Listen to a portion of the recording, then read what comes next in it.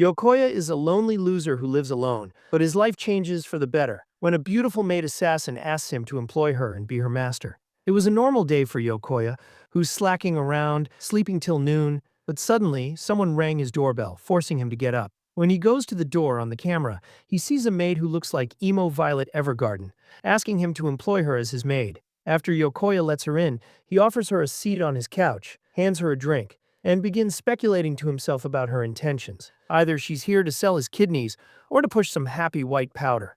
When he asks about her previous experience as a maid, she surprises him by revealing that she used to work as an assassin, targeting individuals who opposed her master, the very same master who sent her here.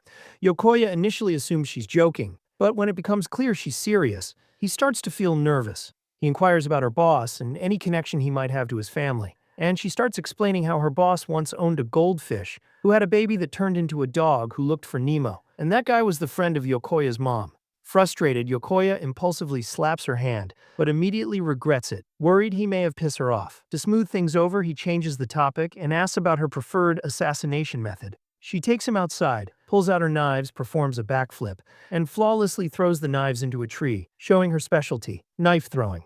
She proudly smiles and explains that knife throwing is just one of many skills she's mastered as an assassin. However, even after seeing her amazing talents, Yokoya shakes his head and tells her he can't employ someone who feels like a real-life female John Wick as his maid. While it does upset her, she understands his decision, apologizes for wasting his time, and quietly leaves. As she walks through the door, Yokoya collapses to his knees, struggling to process what just happened. But when he looks down, he finds something. Meanwhile, the maid walks aimlessly down the street, thinking to herself what she needs to do next. She looks back, hoping Yokoya might chase her, but gets disappointed to see no one there. However, just as she's crossing the train tracks, Yokoya yells her name, holding up a small bell she left behind. When she turns around, a truck-kun is about to send Yokoya to an isekai, but she goes flying raging and saves Yokoya. Unlike before, the maid looks adorable with blushes on her cheeks, and Yokoya thanks her for saving him. She apologizes for saving him, stating she never saved anyone before and doesn't know why her heart is racing.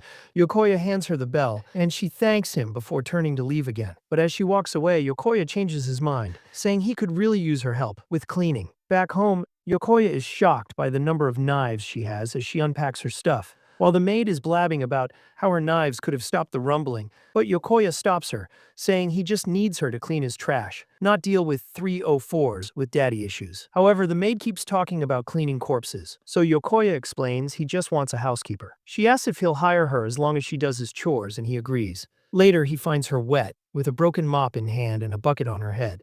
She starts apologizing profusely and suddenly slips from the wet floor, but quickly maneuvers herself to land like Spider-Man while still having the bucket smack her head. After what he has seen, Yokoya asks her if she's actually clumsy. She apologizes while feeling embarrassed. Yokoya takes the bucket off her head, gives her a towel, and tells her it's okay. She can start learning and he'll help her.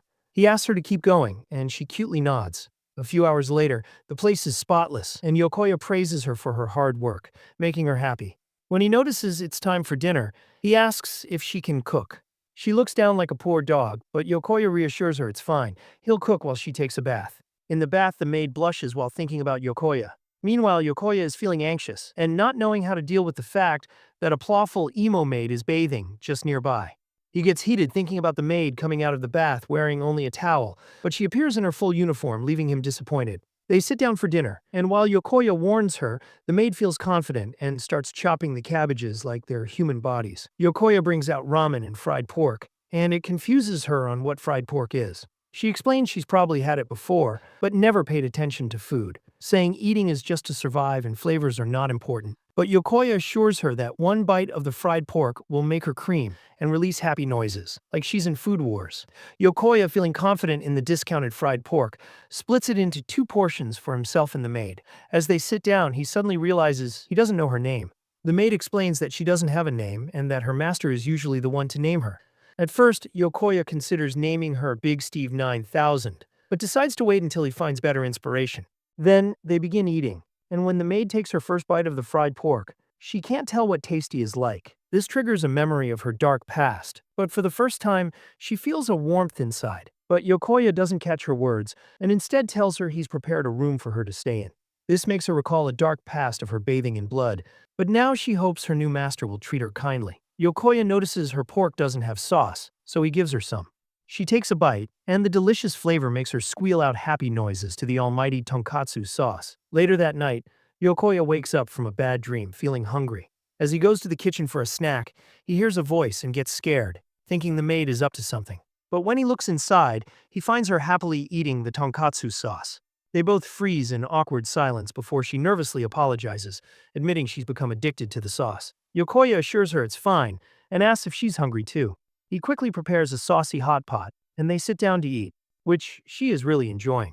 While eating, the maid asks if Yokoya has been having nightmares, and after he answers, she mentions that she heard someone sleep-talking in his room. She suspects an assassin might have entered Yokoya's room, so she bursts in with knives in hand.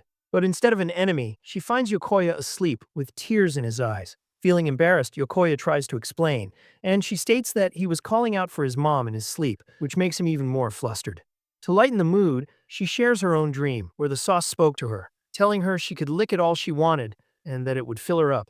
Just as she was about to start licking, she woke up. And that's where this video ends. If you want to see the next part, don't forget to like this video and subscribe to the channel. See you next time.